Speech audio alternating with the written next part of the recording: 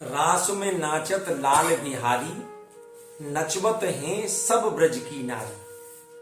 हमने यह रास के पद को पहले गायन किया है और बाकी बाद बड़ी सरल भाषा में यहाँ को भाव विवेचन प्रस्तुत किया है। रास में नाचत लाल बिहारी, नचवत है सब ब्रज की नारी। रास में नाचत ताथे ताथे तत ताथे थे, थुंगन थुंगन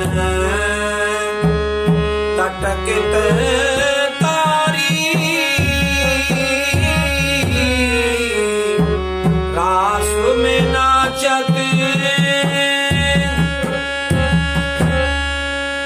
श्री राधा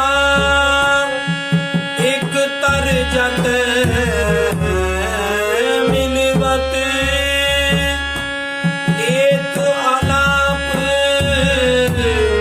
सप्त स्वर भारी। श्री राधा कृष्णदास नट नाट्य रसिक वर, कुशल केल श्री गोवर्धन धारी।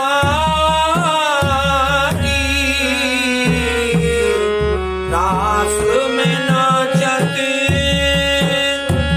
लाल बिहारी। रास में रास में नाचत लाल बिहारी, नचवत हैं सब ब्रज की नारी। ये रास को पद है और यह रास के पद में कृष्णदास जी ने रास की पूरी पद्धति और रास की जो पूरी रीति नीति है वहां को साक्षात्कार करके और ऐसा वर्णन किया है कि आपके सामने जब ये पद गाया जाएगा, जब ये पद को भाव विवेचन प्रस्तुत किया जाएगा तो आपको ऐसा लगेगा कि हमारे सामने, हमारे नेत्रन के सामने ठाकुर जी को वो अद्भुत रास है। अब आप देखो, रास में नाचत लाल बिहारी। रास में जो बिहारी लाल हैं, जो ठाकुर जी हैं, वे नाच रहे हैं। रास में नाचत लाल बिहारी और नचवत हैं सब ब्रज की नारी। और ब्रज की जितनी भी नारी हैं वे सब ठाकुर जी के व रास में ठाकुर जी के संग नृत्य कर रही हैं, नाच रही हैं। अब आप यहाँ को दृश्य देखियो कि ठाकुर जी और स्वामिनी जी रास में नाच रहे हैं और ब्रज की सबरी नारी जो हैं वो चारों मेरकू, चारों ओर को ठाकुर जी के चारों ओर और ठाकुर जी के रास के आनंद में, रास के रसते भरी भई और नृत्य कर रही हैं। उनको अपने तन की कोई सुध बुध ना है, वे तो ठाकुर जी के रास में बिल्कुल निमग्न है के आनंद के रस में विभोर है के नृत्य कर रही हैं। अब वहां समय कैसो नृत्य है रहे, ता थी तत ता थी। ये रास के बोल हैं जिन बोलन पर नृत्य किया जाकर। तो ठाकुर जी तो रास के रासेश्वर हैं, रसिक शिरोमणि हैं।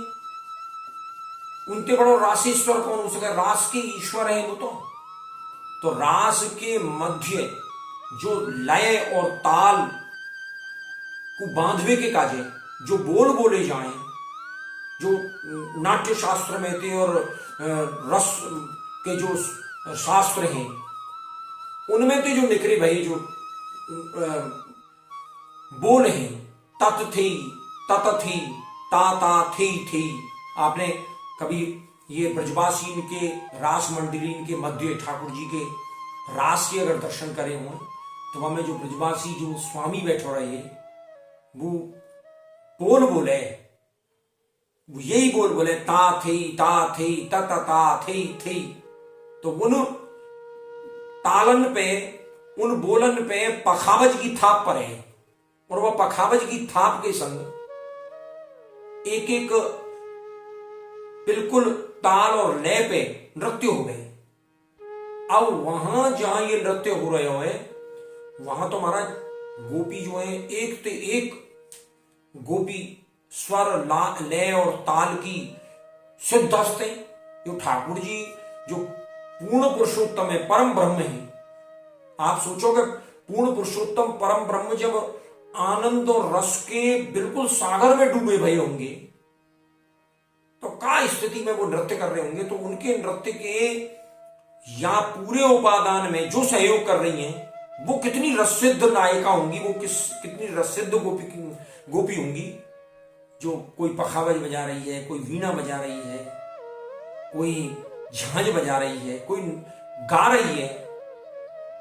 क्योंकि वे जो गोपी हैं वे रात के रास में वही अष्टसखाई तो हैं भाई। अष्टसखा जो हैं वो ठाकुर जी की रास की लीला में गोपी बन गई, और जो गोपी हैं वे दिन की लीला में ठाकुर जी के जब गुणान वादन को गा रहे हैं तो अष्टसखा बन गई।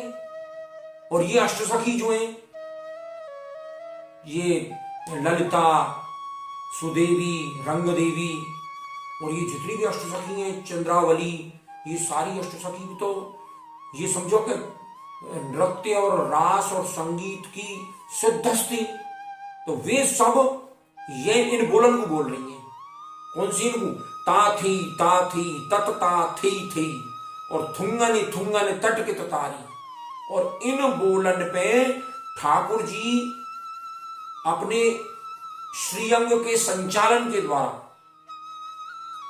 जो अपनी कमर और अपनी भ्रकुटी, अपने नेत्र, अपने मुखमंडल और अपने हाथन और चरणन के माध्यम से जो ठाकुर जी नृत्य कर रहे हैं, जो भाव भंगिमा प्रदर्शित कर रहे हैं, बाकी तो कहने ही कहां है। क्योंकि ठाकुर जी तो त्रिभंगी हैं, 3 जगह तो वैसे ही टेढ़े, और महाराज 3 जगह थे टेढ़े, और वे फिर ठाकुर जी गोपीन के मध्य और ऐसे ताल और स्वर के जो बोल बोले जा रहे हैं उनके बीच में जब नृत्य करें तो कितना आनंद आता होगा, वो कितने आनंद के रस की वर्षा होती होगी। और हमको अगर वह रास को थोड़ा सा भी साक्षात्कार हो जाए या रास को भाव एक क्षण के लिए भी अगर हमारे हृदय में आ जाए तो समझो कि हम वह, क्योंकि पुष्टि मार्गीय वैष्णव को अगर कोई चरमोत्कर्ष है तो वो है रास में प्रवेश। हम सब रास के ही तो जीव हैं जो ठाकुर जी ते बिछड़ गए और या भूलोक पे आ पड़ी, और फिर हमें वही रास में प्रवेश करना है। तो वह रास को जो स्वरूप है वो कैसो सुंदर है कि ता थी तत ता थी थुंगन तट के तारी। जो ये बोल बोले जा रहे हैं तो ठाकुर जी कितने भाव भंगिमा के संग और कितने आनंद और रस में निमग्न है कि नृत्य कर रहे हैं। और श्री राधा एक तरजत मिलवत लेत अलाप सप्त स्वर भारी। और श्री राधा जो हैं, श्री स्वामिनी जी जो हैं, वो ठाकुर जी के संग जो नृत्य कर रही हैं तो वो एक तरजत को मतलब है वे जगह जगह ठाकुर जी के श्रीअंग ते बिल्कुल लिपट के, ठाकुर जी के श्रीअंग ते बिल्कुल सट के जो अपनी भाव भंगिमा प्रदर्शित कर रही हैं वो तरजत मिलवत मिल रही है ठाकुर जी के। और ले तो अलाप सप्त स्वर भारी। और गोपी जो हैं वो 7 स्वर जो हैं, सा रे गा मा पा धा नी, ये 7 स्वर, और यहां में भी 3 ग्राम हुए, 21 मूर्छना हुए और 49 तान हुए। ये पद में है ये सारी चीजें। तो ये सब सप्त स्वरंते वो गोपी जो है वो अलाप ले रही है। ले तो अलाप सप्त स्वर भारी। अब इतने आनंद के रस को कौन देख रहे हैं? कृष्णदास।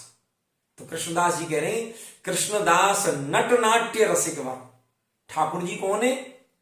नट नागर हैं ठाकुर जी, और नट नाट्य के या नृत्य के रसिक वर हैं।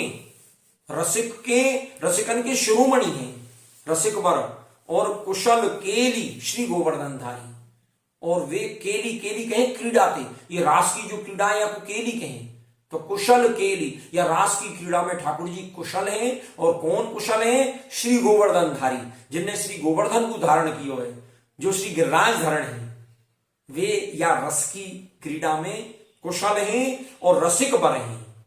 रास में नाचत लाल बिहारी, नचवत हैं सब ब्रज की नारी। मेरा बस उद्देश्य यही है कि मैं या भाव विवेचन के माध्यम से ठाकुर जी की वह लीला को आपको क्षणिक वाके दर्शन कराने का प्रयास करूं, और मैं कितनों सफल है पाऊं, ये सब आप बताएंगे। जय श्री